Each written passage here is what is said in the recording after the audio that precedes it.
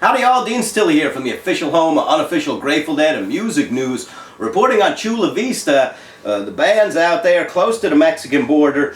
The final leg of this summer tour, we're coming to a close here, believe it or not. It's hard to believe, really. This one's gone fast, they all do. I was with the family away during the second night of Shoreline. Second set, you got a good set. You got China, Althea, Viola Lee Ryder. But not the biggest fan I am of breaking up the classics. I think they're better together than they are apart. Piece of musical history. Laguna Seca in '88, you get the China Crazy Fingers Ryder playing, which that was fun, and there's some good jams. You get Garcia in the ballad slot doing Believe It or Not on that. That's worth listening to. Go check that out if you're new to the music. You didn't get that one very often, and you got it there in Laguna Seca, 7/29/88. But you know, they did things like that and oftentimes just didn't do them again. Because I think the realization is that the classics are better together than they are apart.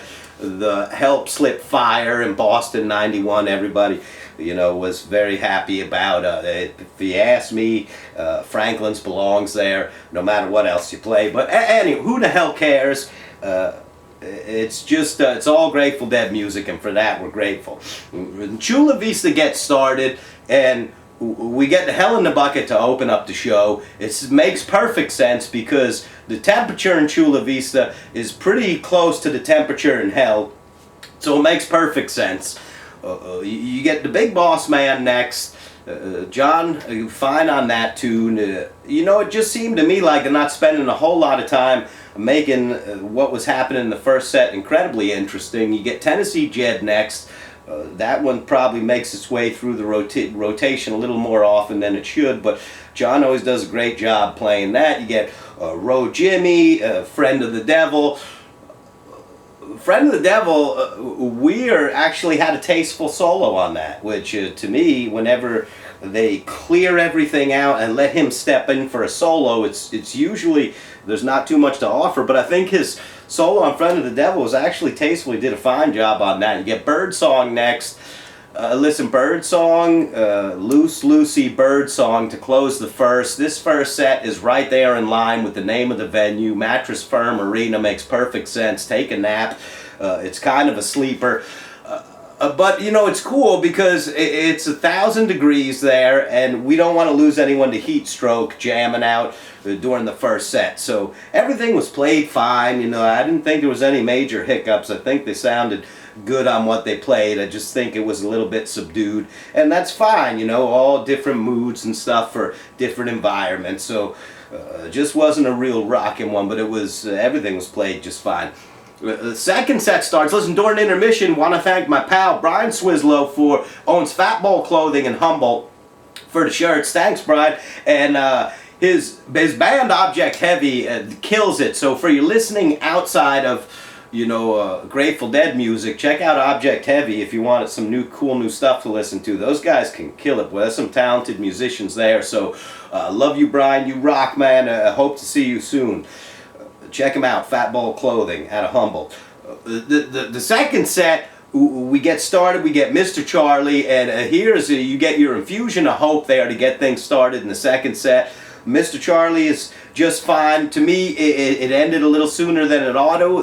Mr. Charlie's got some fine segments in there that allow for some really creative play, and I think the areas they found to kind of work that one out seemed like they were limited. That's okay. We get Truckin' comes up next after that little intro jam. I don't know who invented the little intro jams that kind of precede things like Hell in a Bucket and Truckin'. Phil and Friends have been doing that for a while, and so I don't know. This band has done that since their beginning. I don't know who invented it.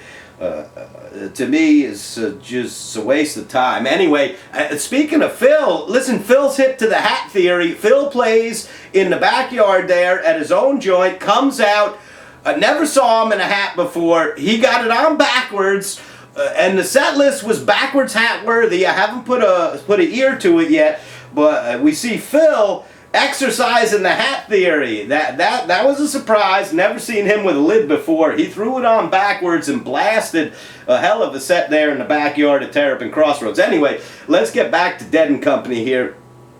We get the trucking. The trucking's just fine. They wound that up nice. It unwinds into New Speedway, which had some pop. Excuse me. Estimated comes next, and Estimated is always a good one. At the end of Estimated, things fell apart a little bit. That song lost its coil. It just came unwound, unglued. We're just sat there like a teacher waiting for, you know, a disruptive student to stop talking. He just sat there with a look on his face like, I'll wait for you all to get this shit back together. And anyway, they got it back together after a brief hiccup, but that was just fine. Shakedown comes out of Estimated. I don't think anyone's going to hate that. Shakedown in the pre-drum spot didn't seem like it got the kind of jams that Shakedown typically gets. Usually spend a lot of time really rocking that one out, and it seems like it kind of wound down quicker than it usually might. Being in that spot, you get drums was cool, you know, always a good time. Bill playing the outside of his shells. I mean, some cool sounds going on there. Drums was a fun time. Space was good. Miracle, listen, on show 100, Weir gets the lyrics right for the first time in Miracle. Here we are, the next time it's played, all over again. First line, can't get it out of his mouth. Thought the problem was solved after the 100th show. Can't get it out of his mouth. The next time it comes through the rotation is just hilarious. We're going to help him write a line that he can identify with so he can spit that out a little bit better. I was trying to think of one for him that makes more sense than needing a woman twice his age. Maybe you need a woman about half your years. One without Medicare health-related fears. Maybe that's a line that you could throw in there. It'd be easier to sing. I don't know, but he's back to stumbling all over the words to Miracle. Doesn't matter. We're in it for the jams. It's cool not to remember the words. We're used to that in Grateful Dead Lamb.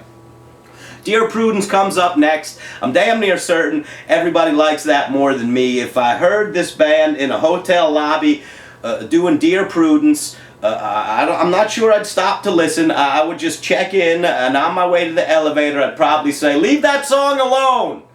And anyway, just for me, never was a huge fan of Weir on Dear Prudence. That's okay. If you love it, good for you. I'm glad you had your moment with that. U.S. Snooze is next. Like I said, Mattress Firm gets the snoozers. U.S. Blues is a fun song. I really never, that tune never bothered me. I always found a fun kind of vibe that happened during that song. You get Knockin' comes up to give you an encore. I thought Knockin' was beautiful, an encore that I've always kind of liked and appreciated.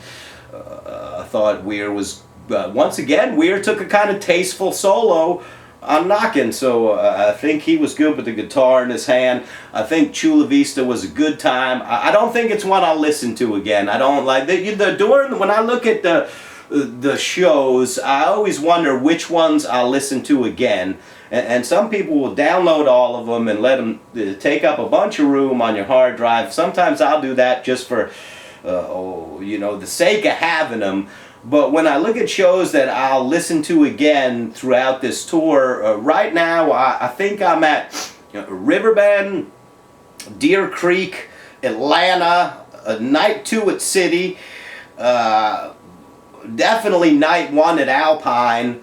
That one we'll listen to again, and those are the ones that I'll spend a considerable amount of time in the future listening to this point. Chula Vista I don't think even gets downloaded. Not interested in hearing that too many more times, but it doesn't mean it wasn't a good night. I mean, I've saw a gazillion Dead shows. I don't listen to all of them all the time. Some of them are worthy of listening to over and over again, some not, but anyway, I think the music was just fine. I'm sure for a lot of you that were right there, it was the best show ever, and for you, I'm truly grateful.